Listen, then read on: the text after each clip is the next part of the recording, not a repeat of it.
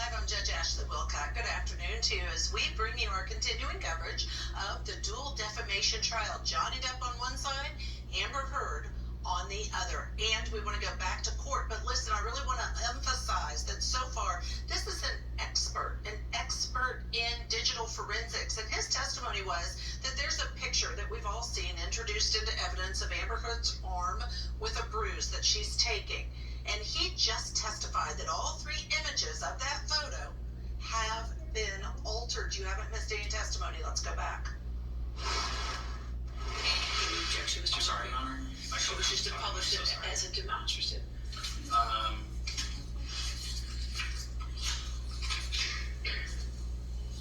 No objection as a demonstrative. All right, thank you. We'll publish it as 1304, just as a demonstrative. And Mr. Neumeister, are these images in this demonstrative excerpts from the report you prepared in this case? Yes, they are. And what do they show? On this particular photo, and on all of them, it shows the first few lines of EXIF data, the ones that would be most important for this photograph. So, for example, things you would see, the very top line would be the make of phone. It's an Apple iPhone 6. And then the resolution is 72 pixels per inch, 72 to 1.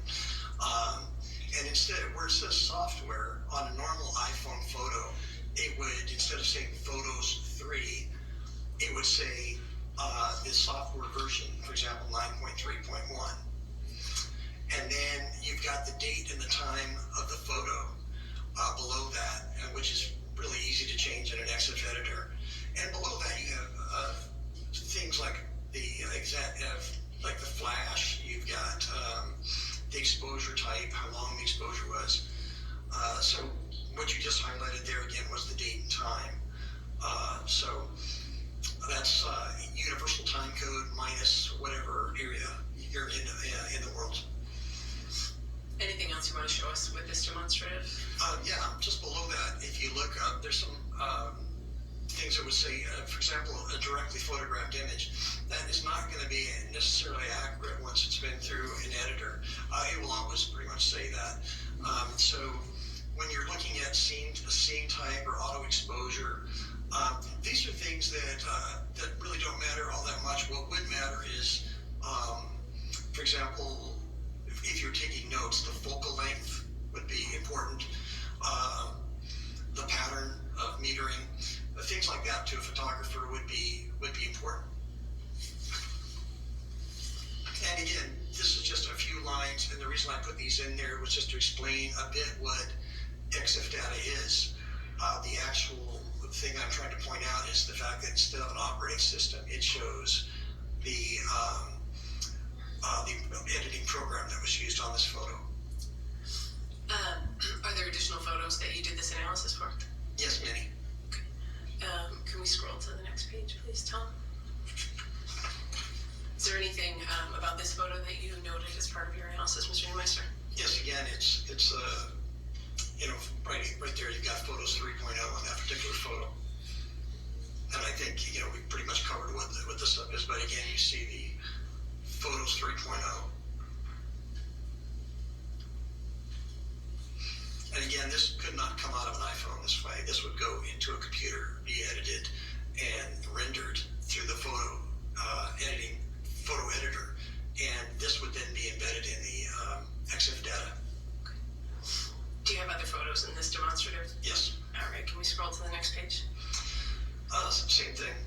You've got up here on the top, you've got the Photos 3.0, and this is throughout a lot of the photos that are in evidence, or versions of the photos in evidence, were gone through Photos 3.0 or Photos 1.5, an earlier version. Can we scroll to the next page, please, Tom? And what about this one? Same thing, Photos 3.0.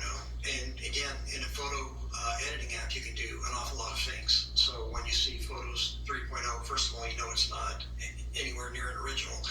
There's going to be compression artifacts because it's a JPEG file. I'll sustain the objection. Next question. Can we move on to the next page of this demonstrative, please? And again, same thing. You've got the Photos app.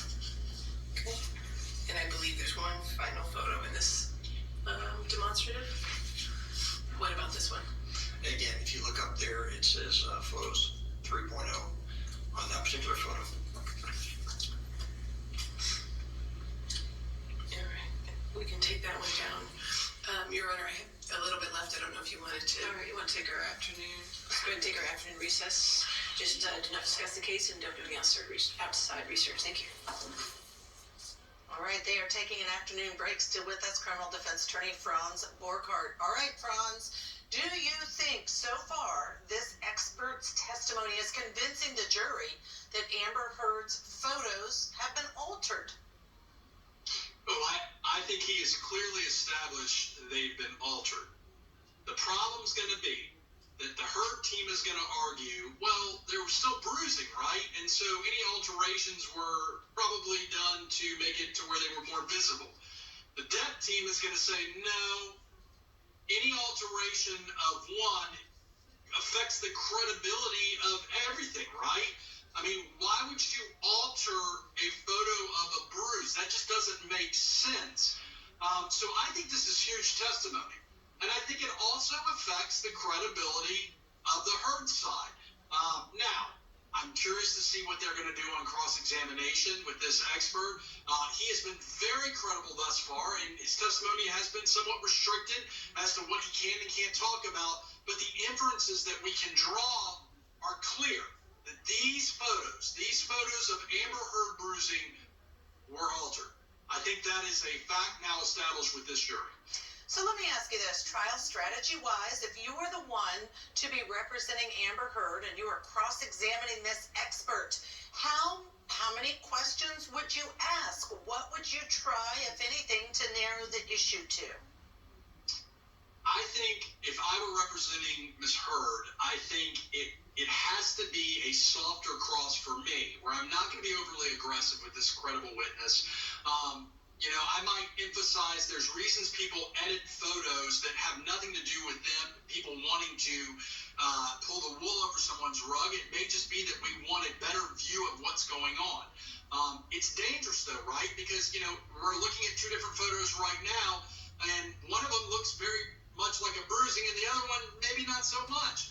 So I certainly wouldn't come at this witness very hard. It just doesn't.